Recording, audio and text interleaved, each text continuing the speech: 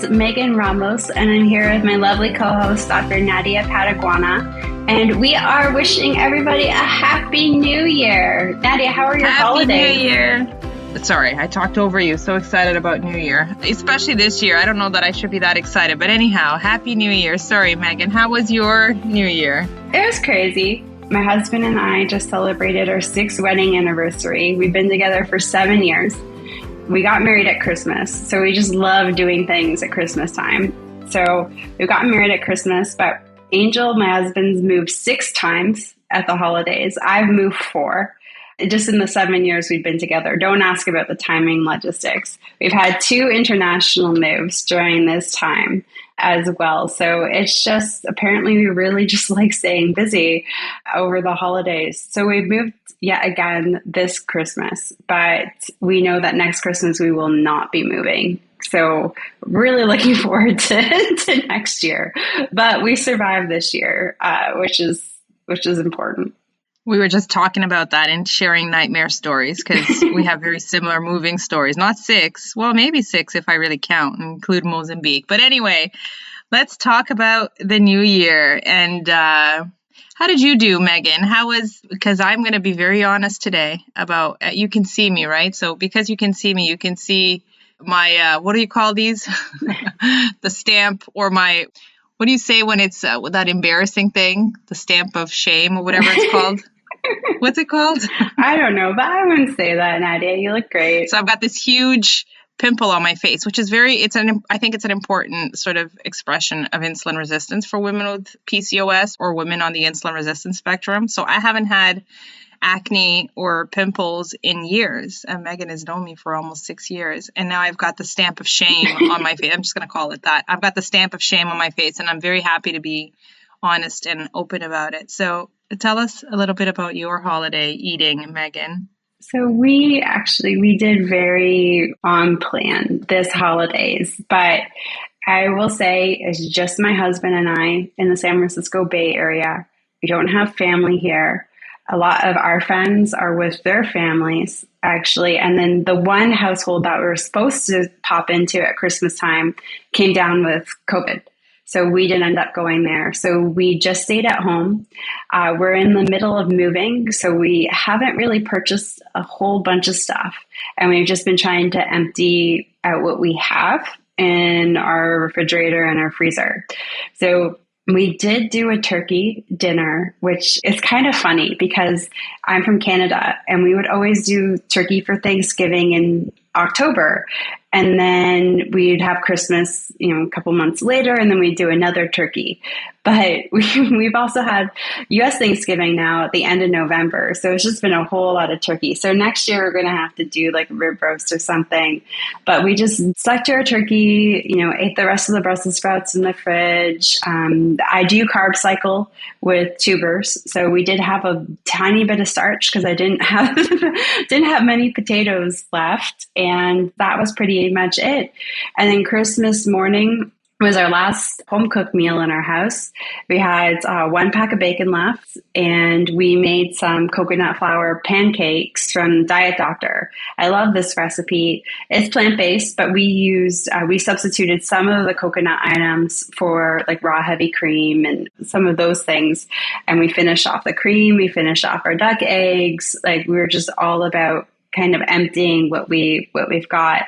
So I typically don't make low carb or keto substitutes for food, but there's certain points in the year we will make something. So Christmas mornings, always coconut flour waffles or coconut flour pancakes. And we'll do that again, like on my husband's birthday. Not so much mine. I'm just happy with a big pile of bacon. I've never been a sweet tooth person. I got into trouble through salty, savory, starchy treats and processed and refined fats, but not so much sugar. But my husband's got more of a sweet tooth. So we'll do this periodically, but not very often. I actually think it's like the second time all year we've made something like this. So that's what we did. And then we just ended up eating leftover turkey on Christmas Day. We did our big turkey feast on Christmas Eve. And yeah, we've been fortunate, but we haven't been surrounded by family. I know a lot of people are reconnecting with their families at this time of year, especially after taking last year off. and there's been a little bit more indulgence. And that kind of sounds like what's happened to you in Toronto. I think, well, it's funny because after years of being low carb, lower carb at least, and doing intermittent fasting, I've had both experiences, right? I've had the experience of, especially during the first few years of my healing journey, it was just so much easier to be on point all the time because I had no desire to eat other things and I was very motivated, and it was a challenge, a fun type of challenge. I felt like it. Now it's real life, right? It's been years and years in maintenance mode. I'm not trying to lose weight. I'm not trying to lower blood sugars. Right. And as you said, particularly because last year was such a challenging year, it should have been a challenging week or month, but ended up being a challenging year. You know, our family members did get very sick. We did have people pass away. It was a challenge from beginning to end. I think from the beginning to the end of the year. So that insulin beast just kept getting higher and higher. And I've been very open and honest about this. I've shared, lots of my own personal thing with our community. So people that know us know how open I've been. So I think I've gone into this holiday already in a higher insulin state than I was years back. And also, we did go on holiday, right? So now that we live in Portugal and we went to Toronto, even though I was working a part of the time, but it was a 3-week quote unquote holiday, right? Because we're not home, we're at my mom's home during the holidays. And even though because of all the craziness going on, we are not exposed to other people, we've had to cancel plans and it's been mostly us at home with my mom. This has been an opportunity for her to sort of shower us with our traditional food. So let me tell you a little bit about what we eat in our tradition. So we're mixed Portuguese and Mozambican, right? So my husband is fully Mozambican and my mother and I are mixed Portuguese. So we've got both traditions. And Portuguese eat codfish on Christmas Eve, and then they eat a turkey or some kind of lamb or something on Christmas Day. So because my husband doesn't like cod because he's from Mozambique, not Portugal, we did lobster and shrimp. So the food portion is awesome because my mom's a great cook and she believes in real food. She also wasn't raised in North America like I was, so she's not addicted to the junk food. It's a junk food that's my, sort of arch nemesis. Mine and unfortunately my kids. So the whole buildup for my kids and I coming back to Toronto, which is home for my kids and I, right, is I'm going to eat this here and I'm going to eat that there, and we talk about this all the time. These comfort foods, they're different for everyone. Like my husband's comfort foods are not my comfort foods because I grew up in Canada. So anyway, it's not the food that we ate at my mom's that was the problem. It's that we went to all these different spots. And then these foods create, of course, they're more processed, you're eating out, they create this higher insulin response, and then the insulin beast is in the house. You crave more. So I went to eating 3 meals a day when I usually eat 1 or 2. So that's huge. Like that in and of itself is a big change. So anyway,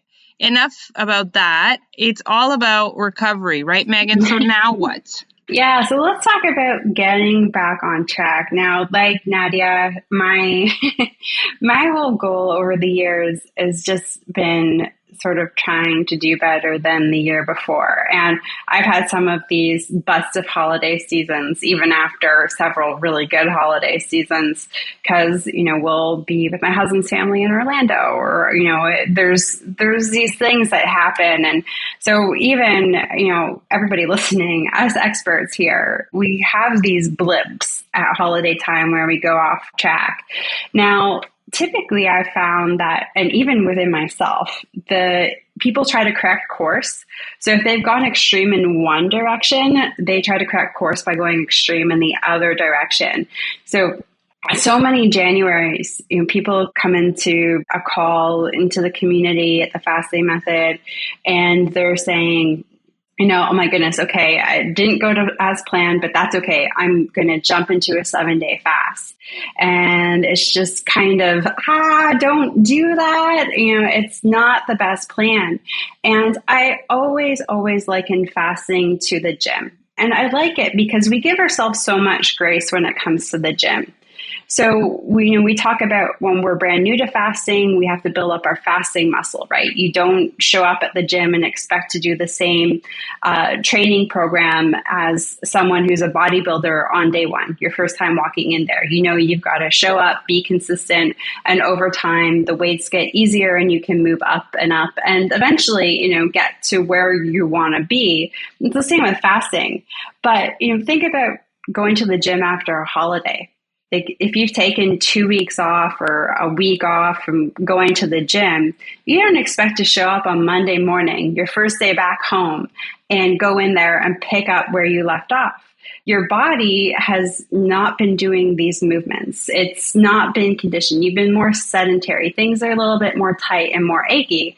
You know, on that first day back at the gym, after a holiday, after a vacation, it's good just to stretch it out. It's good to do some foam rolling. It's good just to get the body moving. Maybe you do some yoga or Pilates, something a little bit lower impact.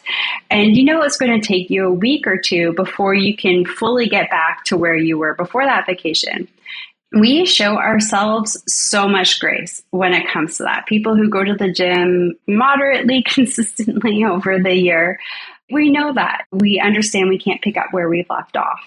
So when you sort of have taken this quote unquote vacation from your dietary plan, and it's been a real vacation overall too, and your body has been more sedentary, you haven't been in your regular activities, you haven't been following your regular routines when it comes to hydrating and whatnot, and then you're trying to go back to not just your regular fasting plan but a more intensive fasting plan.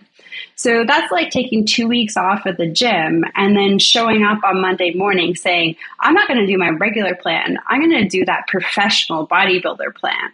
You're setting yourself up for disaster. You're going to sprain something, pull something, hurt something. It just doesn't make sense. Like, better when it comes to physical activity.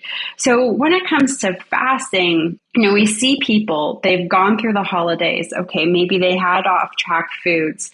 Their insulin's up. Like Nadia said, this insulin beast just gets roaring, so the insulin's up. That means that their body's retaining more water. That means that when they start fasting, their insulin's going to drop a lot more quickly. When our insulin drops, it sends a note to our kidneys saying, hey, kidneys, you got to excrete this excess water that I've been retaining. And then through that excretion of the water, either through increased urination or loose stools or a combination of both, we lose a lot of electrolytes. So people are just struggling to get through this fast. And then what happens is that they end up crashing and burning from dehydration. They can't keep up. You can't keep up with the sodium. You can't keep up with the bone broth. It doesn't work like that. So they end up sort of crashing and burning.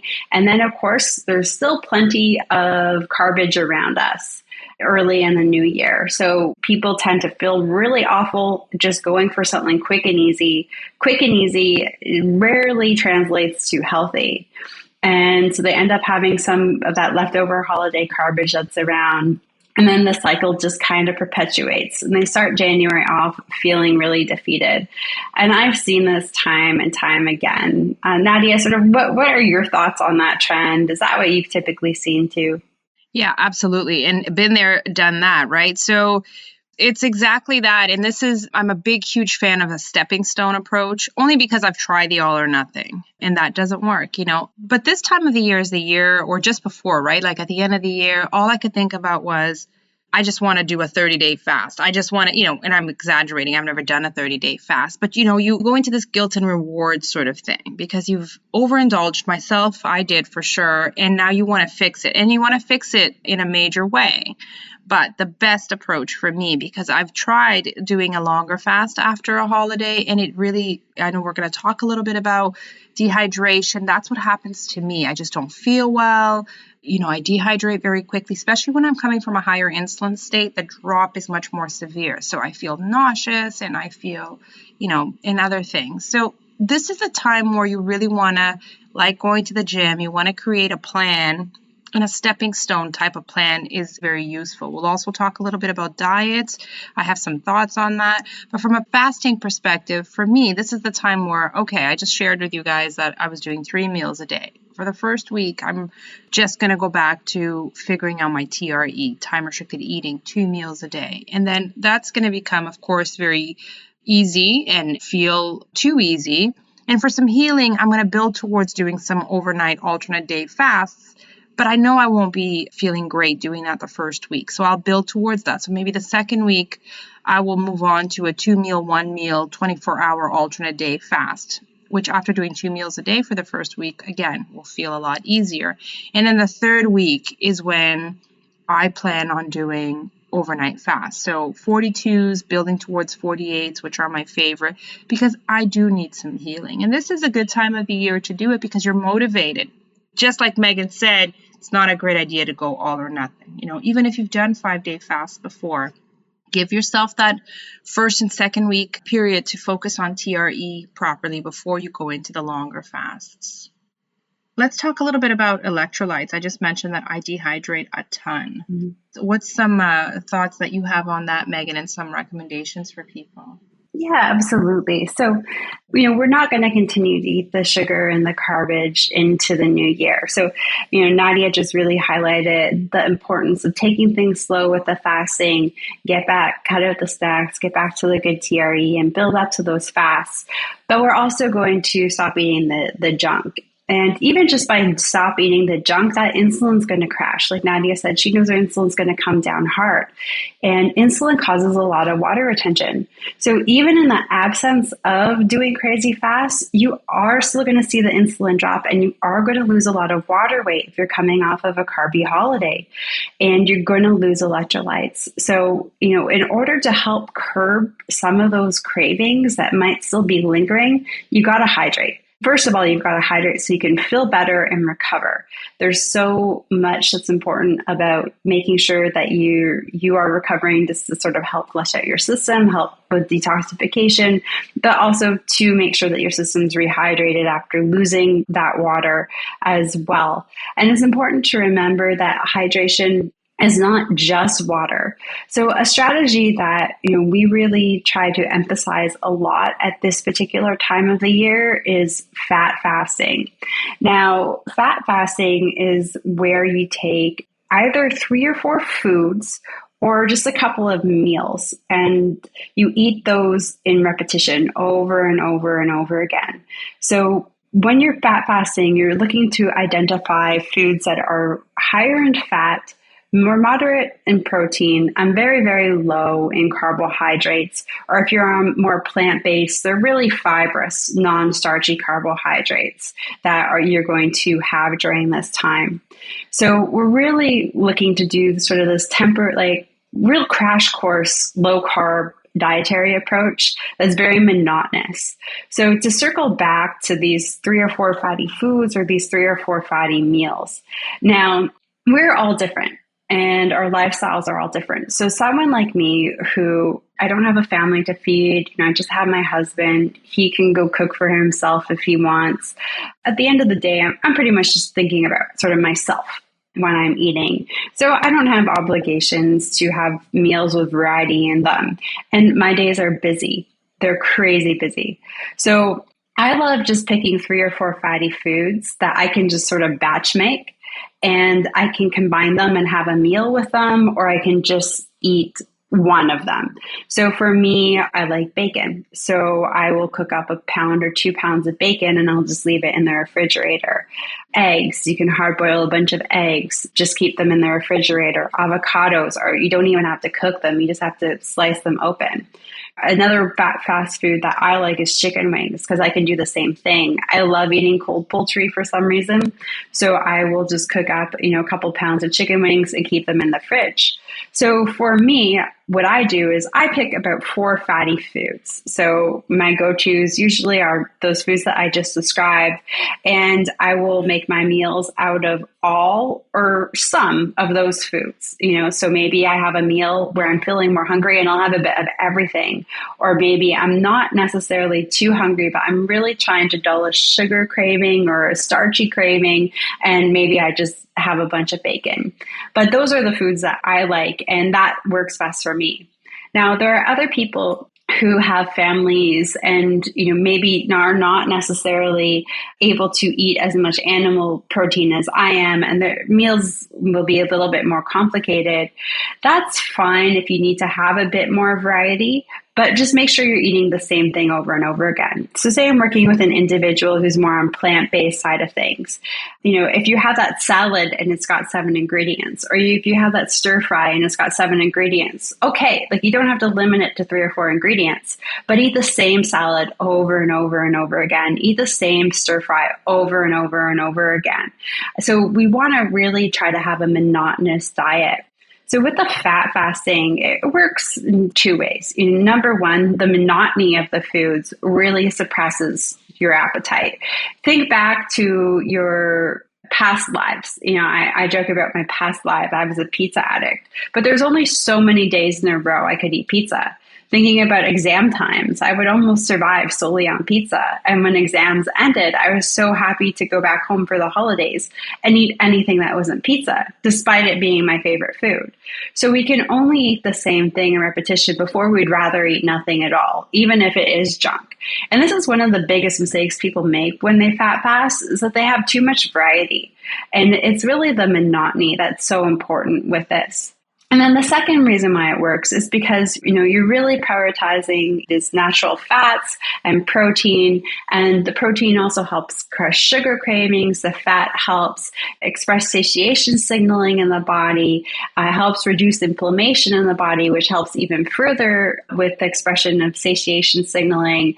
So you're really able to combat cravings, by prioritizing natural fats and proteins. So we really love the fat fasting concept. And one of the reasons why I'm bringing it up when we're talking about hydration is that a lot of these fat fasting foods that people have are just these naturally occurring foods that are higher in fat and more moderate in protein, are really rich in electrolytes. Like an avocado is essentially a potassium bomb. You got so much great electrolytes there. So you don't necessarily have to worry so much about taking in water, measuring this amount of salt, all of this kind of jazz. You can really, drink your water and replenish your electrolytes through fat fasting. So it's going to keep you hydrated. It's going to help reduce inflammation, which will drive up satiation signaling. It's going to help boost satiation signaling in general. It's going to help crush sugar cravings. So it's the perfect strategy for getting back on track. And, I know some people out there can't tolerate fats very well. I'm unfortunately one of them. I cannot eat pork belly to save my life. I get so sick, but I can eat bacon. So you really need to work within your realm of what you can tolerate. And if you're more on the plant-based side of things, go for those non-starchy vegetables, but just cook them in good fats or add good fats to them. Like coconut fats are an incredible plant-based fat source. So you've got, coconut cream and full-fat coconut milk and coconut oil that you can use. You can cook with the coconut oil, and you can make these great fatty meals that are plant-based. You've got avocados and avocado oil and olives and olive oil. When I was newer to this lifestyle, I used to bring olive oil with me everywhere, to restaurants, to family members' houses, because I could make any meal a fattier meal just by drizzling olive oil all over the vegetables and like the chicken or the meat that was available, and give it some extra fat. So, there's definitely ways for people who are more plant-based to incorporate this, but definitely the biggest mistakes people make with fat fasting, especially at this time of the year, is by having too much variety and not fat fasting long enough. So I love hearing people say, I'm going to fat fast for 24 to 48 hours, and then I'm going to jump into a 5-day fast. And I'm thinking, how do you know your body's going to be ready? How do you know your insulin's going to come down enough, that you're going to have hydrated enough? How can you prepare that?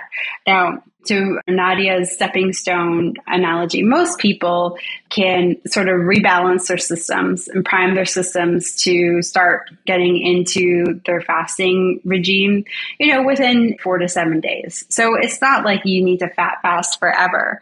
But before I stop talking, I do want to share one story with you all. I got married on January 2nd, 2016 in Orlando, Florida. I was from Toronto. My husband was living in San Francisco. We were getting married in Orlando. We had nothing planned there. So it was super stressful. Our families hadn't met. My whole family was coming from Canada. His family was coming from across the US. We were in Orlando for the entire month of December. And I started off with the best of intentions. I ordered bone broth to go to my mother-in-law's house. Where we arrived there, we went to Whole Foods, Trader Joe's, bought all of the good things, had the best intentions. But the stress of it all, getting married, I saw my wedding venue a week before my wedding. Like, it was nutty. So the diet quickly went downhill. It was what it was. And I don't think I've ever eaten so poorly in a 1 month span in like my entire life. So at this point, I had reverse diabetes and metabolic issues, lost weight, but talk about, needing to enter rehab when I got home. So I got home on January 5th, a few days after my wedding. Due to immigration, my husband couldn't come with me. He had to go back to California. So I'm back in Toronto and I was ravenous, like absolutely, like sugar things that I never craved in my life, I could have binged on. So I ended up fat fasting for about 2 weeks before I felt like I could fast. But I want to let everybody know, from my wedding day, I was stupid. I weighed myself on my wedding day, which you shouldn't do, especially after not eating so well. But from my wedding day to the end of March, so we're really talking January 2nd to March 31st, I had actually reached my lowest body fat percentage by the end of March that I'd ever reached in my life. So we're talking, I ate like crap, or I ate like garbage. And then I fat fasted for 2 weeks. This really only left me 2.5 months. But that fat fasting for 2 weeks set me up for such great consistent fasting and eating habits that I just killed it. Like I had never gotten results like I had in that 2.5 months. So give yourselves permission to stay there because it pays off. Like it's so important to sit there and let your body be ready for it because you're going to get rewards that are mind blowing. Like I was totally shocked. And at this point, I had helped people reverse their diabetes all over the world. I had seen recovery in myself, but I had never seen results like that. Megan, your wedding month sounds like my 2021, all of 2021. So I am actually taking that as encouragement and motivation. I'm actually very positive about 2022 because I'm not a big believer in New Year's resolutions, but I do like restarts. I like opportunities like this. And I'm looking at January as an opportunity for me to heal. And so because I've had such a terrible year and because I've shared with you how this holiday period sort of topped it off, I am going to do exactly what you just highlighted. I am going to fat fast. I've done it in the past. I love fat fasting. The biggest complaint that I get from people, and I'm glad you addressed it, is, well, I don't like all of those fat fast foods. Well, that's okay. Just pick 2 or 3. I cannot overemphasize enough the importance of simplicity and repetition when it comes to fat fasting, and do it as long as you need to. It's not a great example, but hopefully you pick up on what I mean. I often explain that fat fasting is like taking antibiotics. You don't just take antibiotics. You take it because you need it, and you take it for the right amount of time, okay? It's a wonderful bridge to get you to where you need to. And by eating these very few foods, 3-4 foods, or 2 or 3 recipes repetitively for a period of time, it's going to be this bridge that you need to get you to a lower insulin state so that you can make better food choices, you can fast longer with ease. And so that's what I'm looking forward to. I will definitely fat fast the first week back home. It just makes life so much easier as well. So Megan talked about, just cooking for herself. I've got a whole family, right? So the simpler it is, the better. The one thing I wanted to share with you guys regarding family and kids is that I actually gifted my kids a cookbook by Maria Emmerich. And I was so shocked to see, I had warned my oldest is 11, my little one is 8. So I had told my 11-year-old that I was going to get her this great cookbook because I keep hearing this about if you want your kids to eat better, get them involved in their cooking and, get them involved. And I'm like, okay, so let's try this out. She's got this great kids book called Sugar Free Kids. So I gifted her this book. She has not let go of this book for the last few days. She goes through the recipes. She reads what it says. She has written out her favorite recipes. And so I'm going to make these for the kids. And again, I'm not going to make a recipe a day. I'm going to make 2 or 3 recipes that they choose from this book with them. They're going to be doing homeschooling for the first couple of weeks in Portugal. I'm sure it's similar in other parts of the world. And so I'm going to get them involved in the kitchen. And I will eat my fast food just because it's easier. And I may not even have the same meals that they have. I'll be doing 2 meals a day for the first week. They usually do 3 meals a day. But that's okay. You can make this work. Just keep it simple. This is what I hear from moms. I don't like this food or these foods, all of these foods, or it's too much preparation. It doesn't have to be. Remember to keep it simple and repetitive. The whole point of this fat fasting Or even if you choose an elimination type diet, I know January is a great time of the year to do these types, like choose a challenge that you're comfortable with. A lot of people do the Whole30 or whatever it is that you do. Challenges are easy to stick to because it's a limited amount of time. You're usually doing it with someone like your family members or your friends. And then you stick to it for that period of time. After a fat fast or elimination diet, your body is in this lower insulin state where, like Megan said, you're now ready to make much better decisions about fasting, about food choices. And I am starting 2022 like this with my kids, and I'm really looking forward to it. I'm very positive about it. I know I'm not doing great right now, but I know I will feel much better in a couple of weeks. Thanks for sharing that perspective, with moms and with kids. And I think parents in general, or people that are caregivers in general, they really struggle with, trying to figure out fat fasting with family or people that they're taking care of. And I just love the whole keep it simple approach. I think what I've observed with working with individuals and even in my own behavior patterns, it's that if you think you're in a complicated situation, you need a complicated solution. And then you try to go a little bit sort of extreme in the opposite direction. And that's not really the case. Everybody who's listening today, take a deep breath. You've only eaten perhaps off track now for a few weeks, maybe a month. But think about all the other months of the year that you ate on track, right? I heard this great quote several years ago, and, it's not really what you eat between Christmas and New Year's that matters. It's what you eat between New Year's and Christmas. So, we're really hyper-focused on this, 1 week of the year. And I know for others, holiday season starts earlier or there's just more celebrations, but it's like a month, maybe 6 weeks max, depending on the different types of celebrations that people are participating in. But all of the other months of the year and weeks of the year, we're so on track. So it's really not that complicated when you zoom out and look in on it. You've had all these awesome weeks and all of these awesome months. You can't be on your game 100% of the time. Life throws you curveballs. There's situations that come up. There's evolving in terms of your relationship with certain foods, and you've just got to go through the whole process until they've sort of worked themselves out.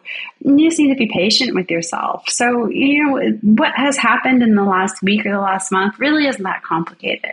So a simple solution, and fat fasting is just one of the most simple solutions. Now, there are some caveats with fat fasting, and we're going to jump into those right now.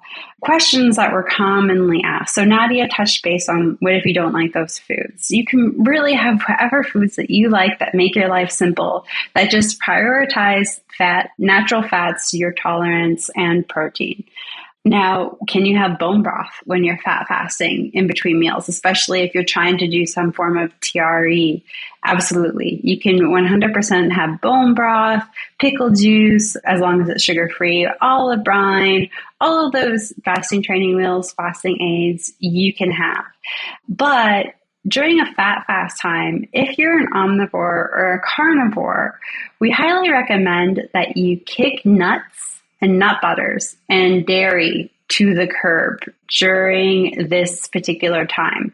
Now, if you're more plant-based and nuts are a big protein source for you, that's fine. Just try not to make them the main focus of your meal.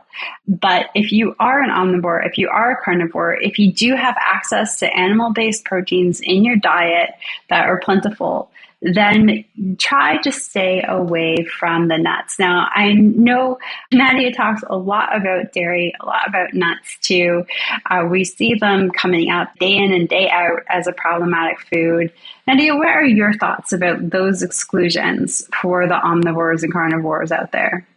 I have developed this bad reputation for not liking dairy, which is in nuts, which is ridiculous because I actually eat nuts and dairy. But my biggest push is that have them within your meals. So I'm a big fan of repetition because I think people need to hear the same thing consistently over and over for it to start making sense, especially when you're making changes. So I repeat this over and over again, but somehow to some people it comes across as I'm trying to categorize nuts and dairy as unhealthy, which I am so not, because they are part of my diet. But you do have to be cautious that because they are moderate, and in some people, they do produce a moderately high insulin response, especially when you're more insulin resistant. So right now, at this time of the year, after the holidays, I'm going to react a lot higher to dairy and nuts. I'm going to produce a lot more insulin to dairy and nuts. And so especially when you're trying to get rid of other foods, or when people are starting a new diet or restarting like January 2022, you might be reaching for the dairy and nuts a little too much. And so it's just creating some rules around that. Number one, these are foods that the entire year you want to bring into your meals and not have between meals. They're not fat fasting aids, okay? Dairy and nuts, coconut milk, your cream and your coffee. I'm not saying it's good or bad. I'm just saying these are not great fasting aids because they do have a moderate to sometimes high insulin response, so bring them into your meals. But while you're doing a recovery plan, while you're fat fasting, these are the foods that you want to eliminate. So again, maybe you're choosing to call it an elimination diet, whether it's 1 week or 1 month. During an elimination diet period, dairy and nuts are foods that most elimination diets remove. Again, not because they're good or bad, but because they will have these higher inflammatory or hormonal responses. And so you want to save that for when you're in a better hormonal state, maybe in February or March. So bring it into your meals the remainder of the year, but during your fat fast or during your elimination diet, remove them. And again, look at it as an elimination diet and not as a restrictive plan that you have to follow for the rest of your life. Elimination periods like fat fasting are extremely healing. It's an opportunity for your body to lower these hormones that you've been fighting with, to tame the insulin beast. Thanks, Nadia. I think it's good we get both of us on record saying this, because I know sometimes we say the same thing, but say it a little bit differently. And it can leave people, especially in our community, a little bit confused. But I think part of the reason is our good friend Mark Sisson. Mark Sisson always says it's human nature to have something that we find so comforting and try to push the boundaries of how much can we have, but still get our desired results. And when it comes to nuts and things like heavy cream or dairy in general, we see this being people's comfort blanket food. And they don't necessarily recognize that because, they're quote unquote healthy foods, especially if they're organic and this and that, all of these great labels on them that they should be fine to have. So they don't associate it with being problematic. They associate problematic foods with things like sugar and potato chips and processed and refined oils and all of that kind of junk. But people tend to hold on to dairy and nuts like these blankets. And they're always, Nadia and I see this 1,000 times a day, always trying to hold on to it. Now, that is their comfort, and they're testing the limits. Mm-hmm. How much cream can I have on my fasting days and still get results? How many nuts can I have and enjoy and still get results? So sometimes I think people don't necessarily want to hear us, or they might take a little glimmer of something that one of us says and it tries to give them that hope to hold on to that security. But there's problems with our consumption of these foods. When you're fasting, you want to be fasting. You don't want to be fueling for 6 hours off of heavy cream when you're fasting, and your coffee totally defeats the purpose of the fast. And like Nadia said, some of these foods do have really strong insulin responses. And that's a whole thing that we're trying to avoid on fasting days, and on eating days, we're trying to contain it. And one of the things that I find when I ask people to record food diaries is I don't expect to see a ton of garbage on the food diary. And I can always tell. They're like, oh no, Megan's asked me for this food diary. She just thinks we're pounding back the cookies. That's not the case. But I think you're substituting a lot of food for handfuls of nuts and, ounces or pounds of cheese in some cases. And without fail, people who have stalled, when I ask them to keep a food diary, I'm not expecting copious quantities of carbs, but I am seeing tons and tons of nuts. And it's like, okay, you're having a steak, but you're also having 2 handfuls of almonds. Well, 2 handfuls of almonds is the same as a steak. It's like having 2 steaks, in terms of protein. Does your body really need that much protein? What's your body doing with that excess protein? So it's important just to keep tabs on that. So really, if you're going to have it, think of it as a garnish. So especially for those plant-based individuals that are fat fasting, really think of it, like Nadia said, as part of your meal, but as a garnish to that meal. And the same thing with dairy. If you're not going to give it up temporarily till you get into a better place, at least start to think of it as a garnish. And just know that when you are adding it to your beverages, your body's fueling off of that. It might not be solid food, but it's not a free pass liquid food. You're providing your body with food energy. And your body's going to fuel off of that food energy before it fuels off of your body fat stores. So we know everybody loves a good bulletproof coffee. Sure. It's not necessarily going to raise your insulin all that much, depending on what you add to it, but you're providing your body with 4 to 6 hours of fuel. So if you're doing a 24-hour fast, let's do the math here. If you're doing a 24-hour fast, you're really fueling off of your last meal for a good 6 hours. And then if you wake up in the morning and have one of these bulletproof coffees, well, you're fueling your body for another 6 hours. So that's 12 hours of your 24 hours that you're still fueling off of food energy, not your own fat source. You got to look at the math here, what you're fasting. And for many of us, it's a huge change. We've got to adjust some things socially. We've got to adjust some things in our home with our relationships. Like we're making all of these adjustments, to do this therapeutic treatment because we've just seen how powerful it can be. I mean, the results are astounding and they happen quickly. But you've got to understand that there's these certain things, that we've got to factor in. So, the dairy might be comforting or the nuts might be comforting, but, at the end, is it really worthwhile for it slowing us down? So just, something to think about going into this new year and evaluate your relationship with these fasting training meals, especially the dairy ones. And then just, are you having dairy and nuts as a meal or a side dish, or are you having them as a garnish to your meal? I wanted to add one thing. As I said earlier, I'm a big fan of repetition. So you've heard us say this before, but it might be a bit of an eye-opener for some of you if you haven't heard it, and hopefully if you have heard it, it's starting to sink in. So Megan talked a little bit about amounts and using these foods as garnish and the reasons for that. But I want to throw something else in, which makes sense if you're an intermittent faster, if you understand the idea that it's not just how much you eat or what you eat, it's how often you eat because of how often you're raising that insulin. Here's a thing about North Americans that's a little bit different than people in other parts of the world. We tend to nurse our coffee. I know I've said this before, but I really want this to sink in. I talk to people and they'll say to me, well, I'm only down to a teaspoon of my nut milk or my cream.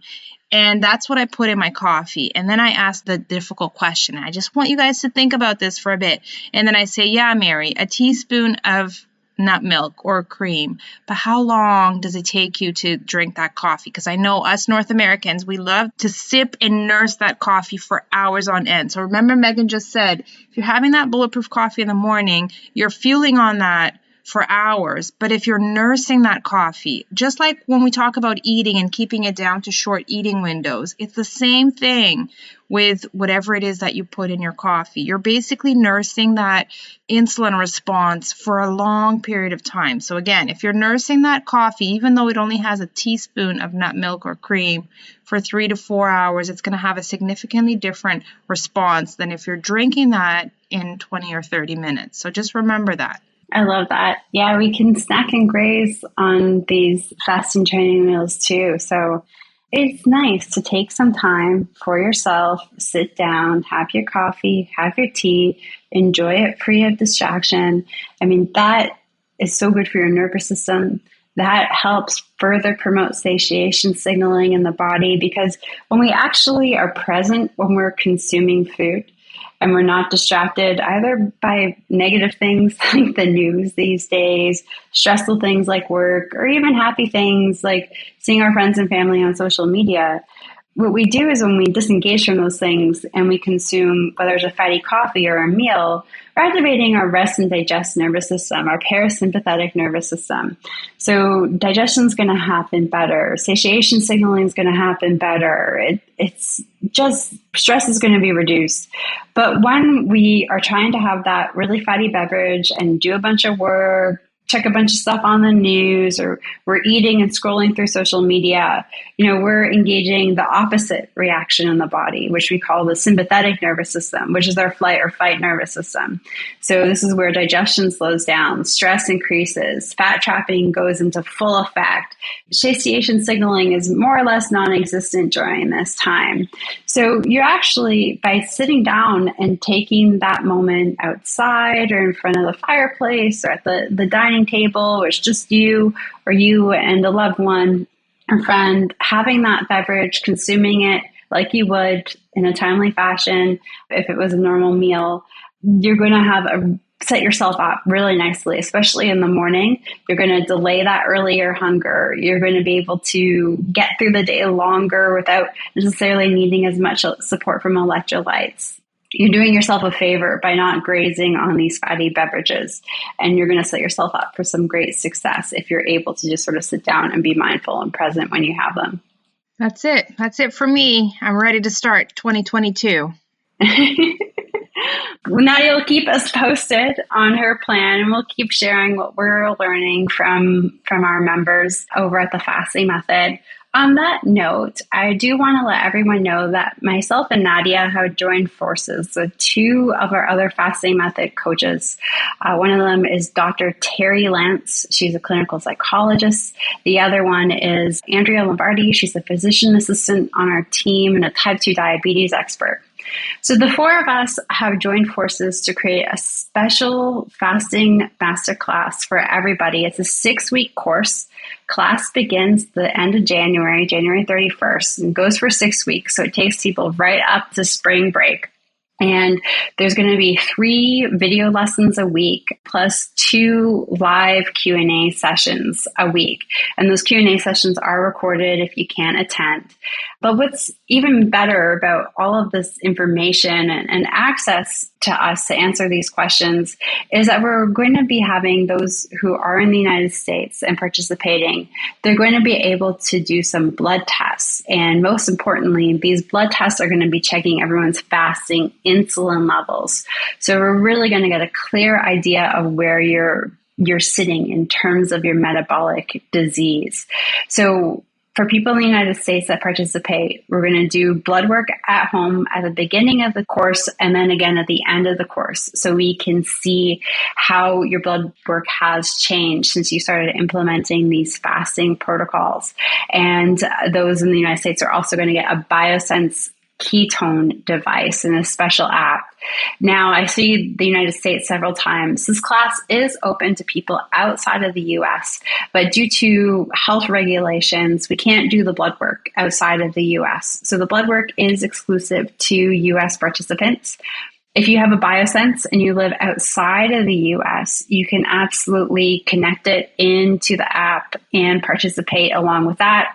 Or if you're outside of the US, you can purchase your own BioSense device and participate. Now, if you're in the US and you're interested in learning more, head over to our website, fastingmethod.com/masterclasses, and those all kinds of information about this masterclass in greater detail, and you can sign up. Or if you have more questions, you can book a complimentary discovery call to ask questions with Andrea Lombardi. So she'll be answering everything about what it is that we're going to be doing. If you're outside of the US and you want to purchase the course, email us at support@thefastingmethod.com, or you can always reach out to me at megan@thefastingmethod.com. But we're really excited about this. We experimented with different types of master classes throughout 2021, and we came together and put together what we think is sort of the ultimate course for intermittent fasting, for weight loss, and type 2 diabetes. Now, this course is primarily targeted at individuals who are newer to fasting, but I'm going to say there's a caveat to that. There's many of you who have been trying to piece together what to do about fasting from different articles, different YouTube videos, different Facebook groups, and you're just not getting results. But you're seeing all of these people in the fasting community getting great results, and you're not quite sure what it is that's not working for you or why fasting isn't working for you. So there's a lot of people out there who are doing fasting, but haven't necessarily learned how to do it the fasting method, way of fasting. So, we have our fasting method that we implement, and that's what we use to get success. And that's what we're going to be teaching in this course. So if you have been fasting out there and you are struggling, but are not sure if this course is for you because you do know some of the fasting basics, we're going to teach you a lot of the troubleshooting skills and a lot of the sustainability strategies, especially from Coach Terry's lessons on, really how to make successful habit change and to deal with issues like self-sabotage. So head over to thefastingmethod.com to learn more about that. And then, of course, you get access to our community as well and all of the great meetings with our coaches. So great resource. We also just relaunched our coaching program too. So we've got maintenance coaching and different styles of group and one-on-one for everybody to check out. So end of my New Year's spiel there, but thanks everyone for joining us today. Happy New Year. Happy fat fasting. And we'll see you on next week's episode, which is a Q&A. Bye for now, everyone. Bye, everyone.